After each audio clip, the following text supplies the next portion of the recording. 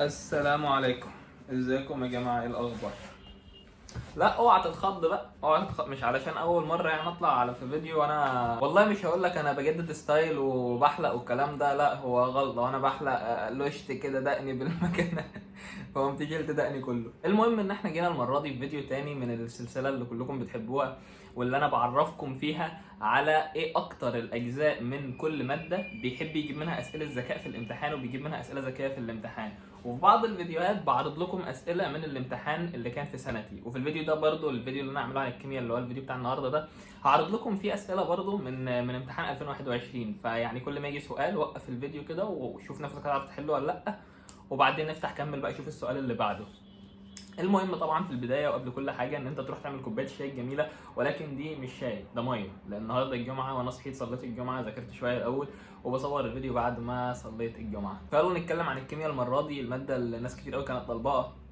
بدايه كده انا عايز اقول لك ان امتحان الكيمياء ما كانش امتحان سهل. كان لا يعني بصراحه، ما هو انا بحب اكون واقعي زي ما قلت لك، انا احب اكون واقعي معاك. المواد اللي فاتت، الماده اللي اقول لك عليها سهله اعرف ان هي فعلا كانت سهله. الماده اللي اقول لك كانت رخمه بصراحه كانت رخمه. الكيمياء كان امتحان رخم. انا نقصت كام في الكيمياء؟ برضه اقول لكم انا ما قفلتش يا جماعه كيمياء، انا نقصت في الكيمياء 7 درجات. يعني مش 6 حتى، يعني الجيولوجيا والفيزياء نقصت فيهم 6، الكيمياء نقصت فيهم 7. مش عارف ليه والله، حتى رغم ان لما رجعت الامتحان بتاعي كان عندي 4 غلطات بس تقريبا، ولكن كان في اسئله بدرجتين. فغالبا هيكون في 3 اسئله من الاربعه اللي انا غلطتهم كانوا بدرجتين، فنقصت 7. ادعي يعني لما تغلط غلطه ما يطلعوش من السؤال ابو درجتين ده. خلينا نبدا في الفيديو على طول واقول لك اول حاجه، لو انت من الناس اللي لسه ما لقيتش مراجعه او لسه في اجزاء كتير في المنهج ما كانوش خلصوها، او يعني برضو مش مذاكر كيمياء خالص ولكن قررت ان انت تبدا تذاكر كيمياء، فانا عايز اقول لك ان افضل مدرس انت ممكن تبدا معاه في الفتره دي سواء مراجعه او تكمل او اي حاجه هو مستر محمد عبد الجواد. انا زي ما قلت قبل كده ان انا جربت مدرسين تقريبا، جربت مدرسين وهم مستر عبد الجواد ومستر عبد الله حبشي، ولكن انا بقول لك مستر عبد الجواد المره دي لان مستر عبد الجواد هو افضل مدرس يشرح لك الحاجه بطريقه حلوه جدا وفي نفس الوقت طريقه سريعه. يعني تقدر تخلص، يعني الباب الرابع ده انت تقدر تخلصه معاه في يوم. الباب الرابع ده انا فاكر ان انا خلصته في يومين تقريبا مع مستر عبد الجواد لانه شرح مبسط وسريع. اول حاجه بقى عايز اقول لك على اكتر جزء جاب منه في الامتحان، لا هو مش صعب يعني، اكتر جزء جاب منه في الامتحان عامه، صعب بقى سهل كل حاجه جاب منه كتير قوي. ايه هو؟ الادويه. فلو انت مش مظبط ادويه فانت لازم تظبط ادويه، لازم، دي حاجه غصب عنك. ليه؟ لان الامتحان حرفيا كان اغلبه ادويه. الامتحان بتاعي في 2021 الامتحان كان اغلبه ادويه، وكان اسئله بتاخد وقت. كان في اسئله كتير بتاخد وقت. بتاخد وقت ازاي؟ يعني مثلا كان بيقول لي هات الايزومر للبتاع ده لواحده من الاختيارات، فين الايزومر ده؟ فانت تفضل تفك بقى وتشوف وبتاع، فاسئله بتاخد وقت. فانت لازم تركز على الادويه جدا لانه جاب منها اسئله كتير خالص. وبص ممكن اعرض لك شويه الاسئله دول للادويه. بص الاسئله اللي قدامك دي هعرض لك كام سؤال كده للادويه، مش هعرضهم لك كلهم طبعا لكن هعرض لك كام سؤال هم شغالين يلفوا قدامك على الشاشه دلوقتي.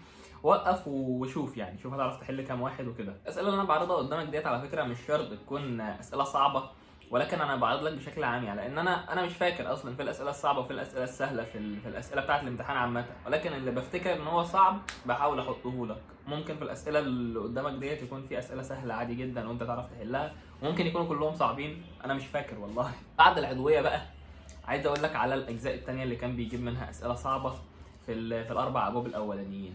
العضويه اتفقنا ان هي لازم تتظبط، هي لازم تتظبط، جزء مهم جدا بيجي منه كتير في الامتحان، فاضمن العضويه وهي سهله خالص والله اصلا. المهم نخش بعد كده على الابواب الثانيه. البابين اللي انا فاكر ان كان بيجي منهم اسئله رخمه هم الباب الثاني بتاع اللي فيه مسائل وفيه الوان ده والكلام ده وصبغات والحاجات دي، والباب الثالث بتاع الاتزان. البابين دول انا متذكر ان هم دول البابين اللي كان جايب منهم اسئله صعبه ورخمه في الامتحان كتير، لكن الباب الاول والباب الرابع لا، انا فاكر ان كانت الاسئله سهله خالص، ولما بصيت على الامتحان يعني تاني حسيت ان لا الاسئله دي سهله. الباب الاول والرابع، الاول اللي هو بتاع الحديد ومسائل الحديد والكلام ده، والباب الرابع بتاع اللي هو الكهربيه، دول اسئلتهم كانت حلوه خالص. اما الجزء الثاني يعني بص مثلا هعرض لك السؤال بتاع الباب الثالث ده. بص هو سؤال سهل جدا، هو قدامك دلوقتي. بص سؤال: اذا كانت ضغوط الغازات الجزيئيه للبروم وهيدروجين وبروميد الهيدروجين على الترتيب كذا فان ثابت اتزان تفاعل بروميد الهيدروجين على عناصره يساوي. بص المساله قدامك مكتوبه ازاي، مكتوبه البي ار 2 زائد الاتش 2 سهمين بقى بعد كده 2 اتش بي ار. انت المفروض تمشي المساله من الشمال لليمين زي ما انت متعود تحل على طول. لا بقى السؤال ده المفروض تمشي من اليمين للشمال. ليه بقى تمشي من اليمين للشمال؟ لان هو قال لك ثابت اتزان تفكك بروميد الهيدروجين. السؤال ده انا فاكره كويس جدا لان خدت بالي من التريكه دي في الامتحان وكنت محتار هل هو اتلخبط لما هو بيحط السؤال كتب بروميد الهيدروجين على اليمين وفككه على الشمال، ولا دي تريكه فالمفروض اعملها بقى من اليمين للشمال. والامتحان ام سي كيو، مفيش فرصه انك تكتب الاجابتين او حاجه، انت قدامك اختيارات. والله لو عملتها من اليمين للشمال هيطلع لك ناتج، لو عملتها من الشمال لليمين هيطلع لك ناتج تاني، والناتجين موجودين في الاختيارات. اختار لك واحد، هي اختيار يا صح يا غلط. والحمد لله يعني حليتها على اساس ان هي تركه، ومشيت من اليمين للشمال. الاتش بي ار اتفككت بقت اتش 2 بي ار 2، وطلع الناتج مش فاكر والله الناتج كان 22% ولا 4.5 مش فاكر. وما اعرفش الاجابات اللي قدامك دي صح ولا غلط بصراحه برضه عشان ما اكدبش عليك يعني، فانت لو في حاجه شاكك فيها وريها للمدرس عندك. بص بقى على السؤال ده اللي انا جايبه قدامك ده. السؤال ده على الباب الثاني غالبا، تقريبا على الباب الثاني، كبريت والنيتريت والكلام ده.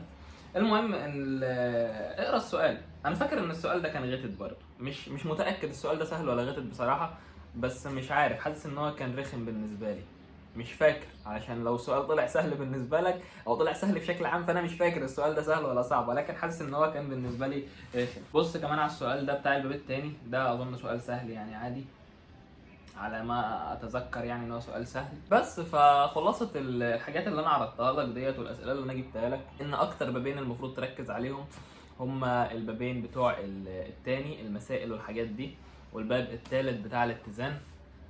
دول مهمين خالص، والاهم منهم كلهم طبعا العضويه.